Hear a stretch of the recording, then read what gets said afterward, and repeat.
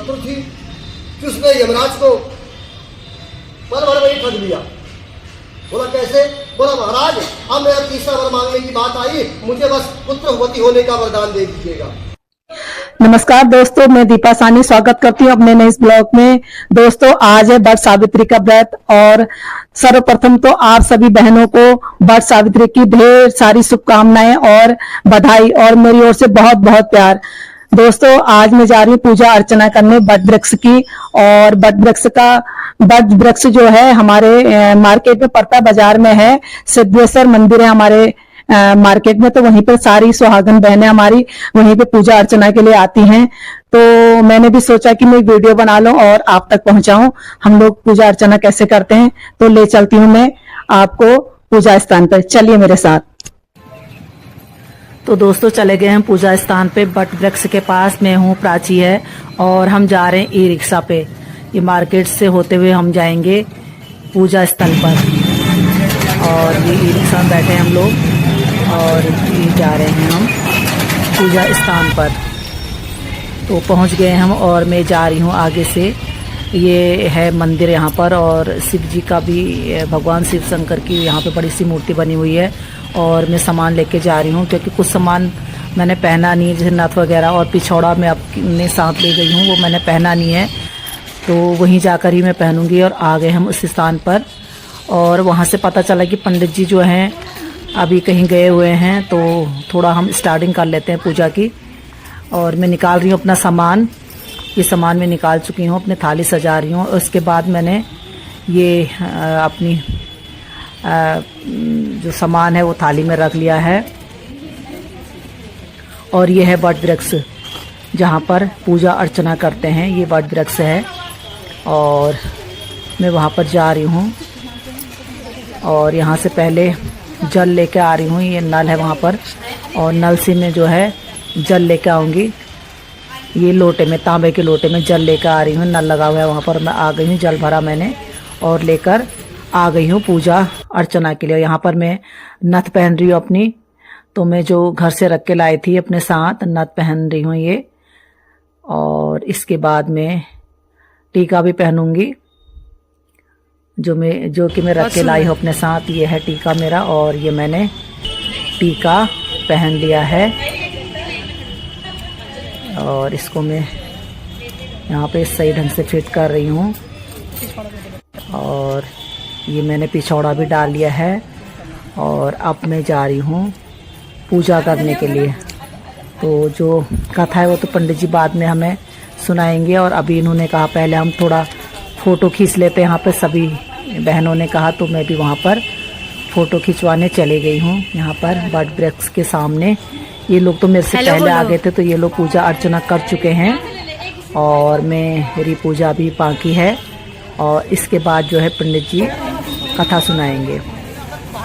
और मैं पूजा अर्चना के लिए यहाँ पर हूँ और मैं अपनी थाली पूजा की मैंने तैयार कर ली है। और पूजा के लिए जो मैं जो है पूजा स्थान पर जा रही हूँ। पूजा स्थान यानी कि वट वृक्ष के वहाँ पर। और ये मैं चली गई हूँ वट वृक्ष के पास। यहाँ पर और बहनें भी हैं, वो मुझे बता रही कि इस तरह से करो, जल अर्पण करो पहले और उसके बाद जो है आगे को आप करोगे। तो ये जल अर्पण कर रही हूँ मैं वट वृक्ष में। और इसके बाद जो है मैं चढ़ावा जो लाई हूँ वो चढ़ा रही हूँ। और मेरे साथ की मेरी जो दोस्त है, मेरी जो सखी हो, मुझे बता रही हैं कि इस तरह से करो। और वो कर चुकी है पहले, इसलिए मुझे बता रही हैं कि इस तरह से पूजा अर्चना करो और ये सब अर्पण करो, फल करो, फूल करो। और ये मैंने फल भी रख दिए हैं यहाँ पर। और इसके बाद जो है कलावा, मौली जिसको कहा जाता है, उससे बांधी जाती है। और इसके बाद जो है 7 बार इसकी बरगद के वट वृक्ष की जो है परिक्रमा करी जाती है। तो मैं परिक्रमा कर रही हूँ, चारों ओर कलावा जो है, मौली जो है पूरी लपेटी जाती है वट वृक्ष की। और 7 बार जो है परिक्रमा की जाती है वट वृक्ष की। दोस्तों जब मेरे सात परिक्रमा पूरी हो जाएगी तो उसके बाद जो है यहाँ पर हम इसको लपेट देते हैं और मौली को जो है मौली का जो गुच्छा है जो वो यहीं पर रख दिया जाता है। और इसके बाद जो है पूजा अर्चना हो गई है मेरी और इसके बाद पंडित जी आएंगे और वो हमें कथा सुनाएंगे। ये पूजा अर्चना तो वट वृक्ष की हो चुकी है और अब कथा सुननी बाकी है। हम लोग बैठ जाएंगे और यहाँ पर जो है कथा पंडित जी सुनाएंगे। हम लोग सब लोग यहाँ पर एकत्रित हो गए हैं कथा सुनने के लिए। ये देखिए दोस्तों वीडियो बन रही है।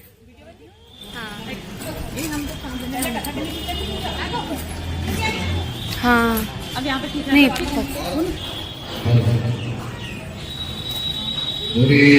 भगवान की जय हो, शंकर भगवान की जय हो, सच्चे दरबार की जय हो, बोलो शंकर भगवान की जय।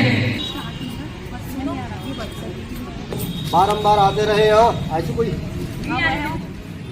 भगवान ने श्रीमद् भगवतो पुरुषोत्तम विष्णु राज्ञाया पर्वतमानश्चात ब्राह्मणो निर्विद्रावे श्रीकेतु आकारामने कल्पे वैवस्वत परमंत्र जयतात्मा प्राप्तष्टावंतरतमे वेदं कर्मजगन्मतं करणे गुरुलोके तमो दीपे आचार्यके शास्त्रगते आरभ्येति भागवरसे अवोष्टागणपते मोहम्मदान्तर्गत होने नागलवनाकिनो रामगन्धर्वान्वने कौशिकध्याया कामनो दिग्भागे अच्युत भागे पूर्वभागे ध्यान प्रकाशी कांची विहा वाम भागे गौरी उपदिगंधकाते महासंसारके विष्णुसमाधावनारे षष्ठज्ञानानां मध्ये रौद्रनाम संपत्ते सूर्योत्तराणि नामोन्नतवासना मारुत्वे दीर्घवासे सेवे कृष्णपक्षे अवर्तपक्षायां संपूर्णवद्धो अत्र भास्कराणकायां शनिवार भासे उत्तमाने भागवतनगरे घाटवंडे सिद्धेश्वर देवतरे शब्दकालेभ्यो नाना गोत्रेभ्यो अपने गोत्र का उच्चारण नहीं है अमुक कहलेगा तथा नाना नाम देशियों तथा जो सपत्नी को हो कहिएगा तथा सदुर करेगा भेद आदिवासी का बनाया हा भट्ट सावित्री प्रताप करते हो ब्राह्मण द्वारा पूजन करोगे तथा तो भट्ट सावित्री तथा सत्यवान सावित्री कथा सर्वाच गिरो करुण ब्राह्मण द्वारा फल फल प्राप्ति का बनाया अटल सुहान प्राप्ति का बनाया। मैं देव के नायक का आदेश का पालन दृढ़तापूर्वक करूंगी, अवश्य करूंगी। अब महाराज थोड़ा राजा के साथ की संतावना बात हुई। हम अगले दिन राष्ट्रीय को भ्रमण कर जा रहा है तो उसमें सभी सहेलियों खास काशियों और उनसे घूमा अनेक प्रांतों में पार किया, अनेक शहरों में गई, अनेक ग्रामीण क्षेत्रों में गई।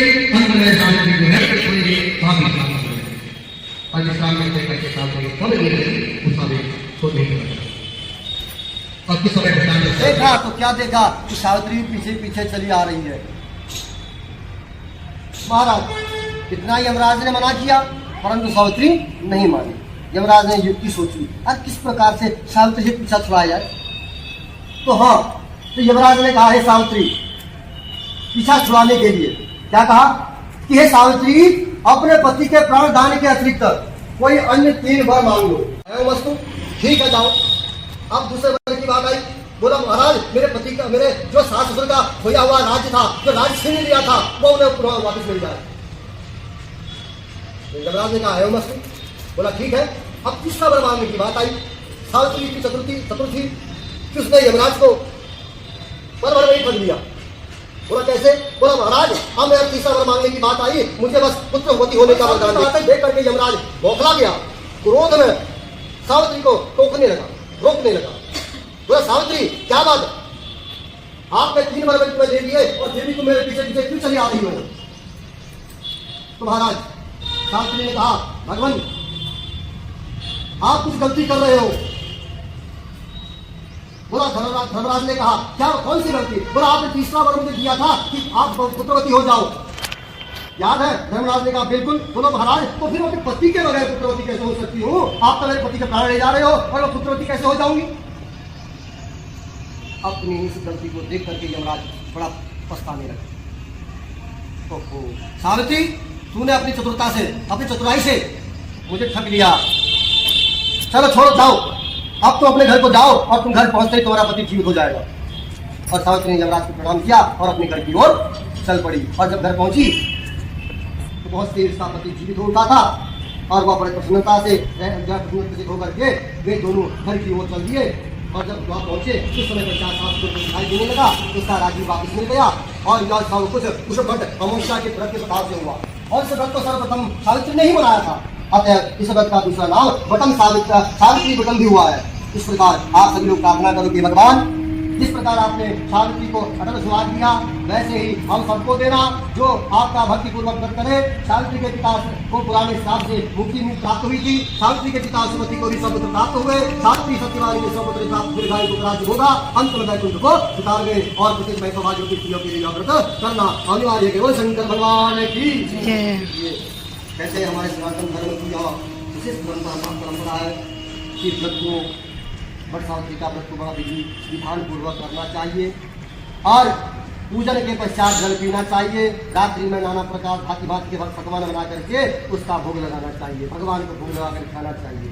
इसलिए आप सभी को मेरी ओर और हम सब की ओर से बट सावित्री की बहुत बहुत हार्दिक शुभकामनाएं हैं और आप इस प्रकार निरंतर वर्षों वर्षों तक इस व्रत को करते हुए जाएं। हमारा आशीर्वाद है, हमारी प्रार्थना है, हमारा वंदन है। बोल शंकर भगवान की।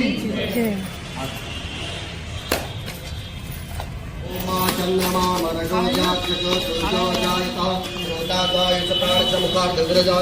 ओम जय सीता ओमकारा बोले हर सीता ओमकारा हर ब्रह्मा विष्णु सदा बोले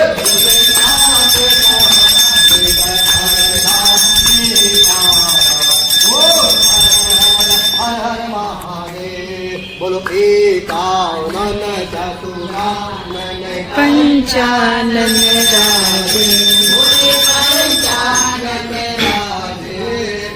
हंसासन गरुड़ासन वृषवाहन साज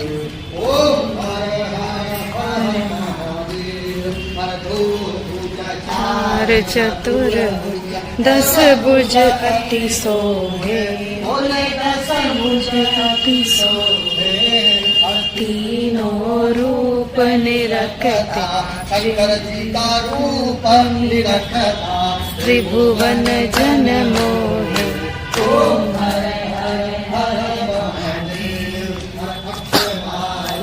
वनमाला मुंडमाला धारे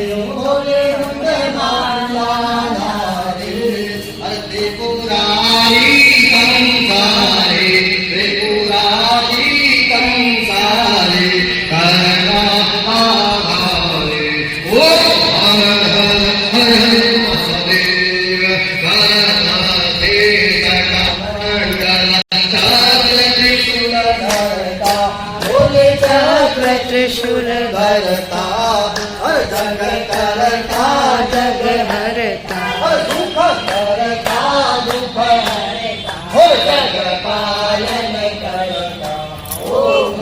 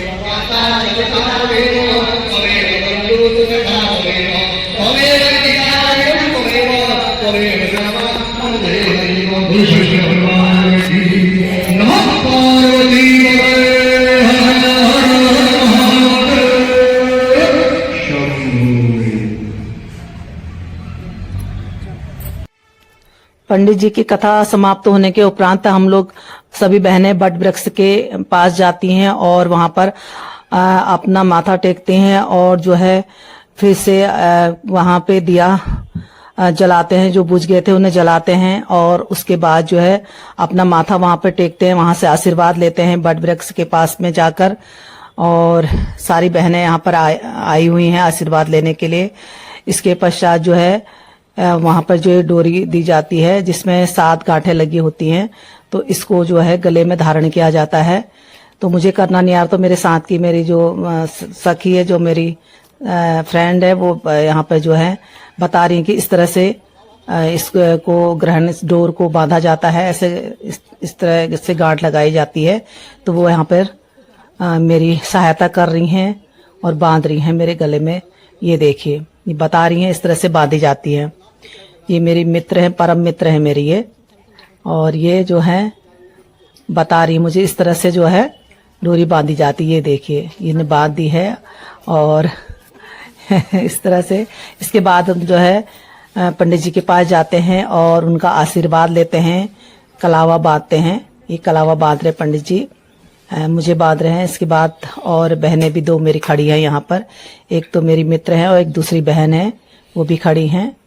और ये जो है मैंने उनको दक्षिणा दी, यहाँ से आशीर्वाद लिया। इसके बाद जो है मेरी मित्र हैं जो, उनको भी कलावा बांध रहे हैं, मेरी बहन है। और इसके बाद जो है दूसरी बहन भी खड़ी हैं वहाँ पर और वो भी कलावा बांध रही हैं। और इसके बाद जो है हम लोग अपने अपने घरों को प्रस्थान करेंगे। ये देखिए, इन्होंने भी बांध लिया है। दोस्तों, पूजा अर्चना के बाद मैं पहुंच चुकी हूं अपने घर और शाम हो चुकी है। मैंने खाना बना लिया है और लोग तो कह रहे थे कि हम लोग जो है फलाहार करते हैं, लेकिन मैं फलाहार नहीं करती क्योंकि मैंने शुरू से ही खाना बनाया है, खाना खाया, जो मैं करवा चौथ पे खाना बनाती हूँ। और वही खाना मैं जो है वट सावित्री के व्रत में भी बनाती हूँ। तो मैं इस समय भोजन मेरा बन चुका है और बच्चे बैठ गए हैं भोजन करने के लिए। मैं दिखाती हूँ। और मीना हमारी भोजन बना रही है। और ये देखिए, ये है मीना बना रही है खाना। ये हमारी किचन है छोटी सी। ये देखिए, ये खाना बनाया और ये हमारे बच्चे बैठ गए खाने के लिए। ये बना है खाना। पीने वाली है वो भी पड़ता तभी भी टेस्टी होती है। तो पूजा अर्चना के बाद मैं अपने घर पहुंच गई थी टाइम से और मैंने ब्लॉग एंड नहीं किया था क्योंकि मैंने सोचा कि शाम का मैं खाने की भी वीडियो आपके तक दिखाऊंगी, क्योंकि मैं फलाहार तो नहीं करती। लोग कह रहे थे कि आप क्या करते हो, तो फलाहार करते हो या भोजन ग्रहण करते हो, तो मैं भोजन ही ग्रहण करती हूँ क्योंकि मैंने शुरू से ही यही चलाया था। और आप लोग मेरी वीडियो को जरूर देखिएगा और अपना प्यार यूं ही बनाए रखिएगा और कमेंट्स जरूर कीजिएगा कि आपको मेरी वीडियो कैसी लगी। तो मिलते हैं अपने नए वीडियो में। जय भारत, जय उत्तराखंड।